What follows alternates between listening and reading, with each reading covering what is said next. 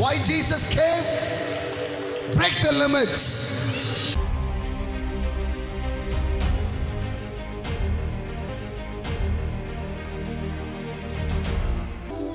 பைபிள்ல சில வார்த்தைகள் இருக்குது. இப்போ ஒரு லேண்ட் அளந்தீங்கன்னா இங்கிருந்து இங்கன்னு ஒரு கல் வைக்கிறாங்க. அதுக்கு பேர் என்ன கல்? எல்லை கல். என்னங்க, என்ன கல்? ஒரு எல்லை. இதுல இருந்து அது வரைக்கும் உன்னுடைய எல்லை. பழைய ஏற்பாட்டிலையும் பார்த்தீங்கன்னா எல்லாத்துக்குமே ஒரு எல்லை இருக்குது. ஆனா இயேசு வந்து என்ன பண்ணார் தெரியுமா? அதை உடைச்சி உலகம் எங்கும். நீங்க ரெடியா வந்திருக்கீங்களா? ஷப்ரண்டலா போராமா கெட்டால பிராக்கட்டா. ஆமென் ஆமென். ஜோஷுவாட்ட சொல்லும்போது சொல்றாரு, இதுல இருந்து இங்க வரைக்கும் உங்கள் எல்லையாய் இருக்கும். ஆனா இந்த ஜோஷுவா சொல்றாரு, வானம் கூட எல்லை அல்ல, உனக்கு எல்லையே இல்லை. ஆமா, இல்லையா இல்லையா.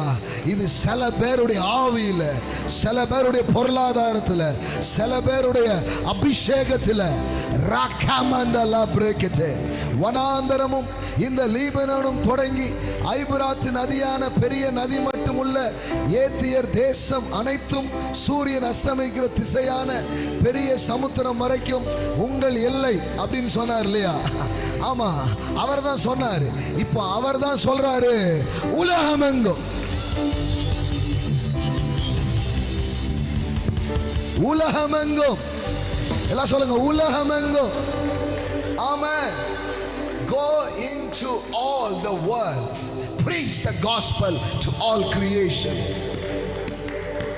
அப்ப யூதர்களுக்கு தான் சுவிசேஷன்ற ஒரு எல்லை இருந்துச்சு. இயேசு வந்தது. Why Jesus came? Break the limits. எல்லாம் சொல்லுங்க, இயேசு வந்தது இந்த எல்லையை உடைக்கிறது. ஆமென். மனித சமுதாயத்தை ஒரு புதிய எல்லைக்குள்ளே கொண்டு செல்வதற்காக வந்தார். ஆமென்.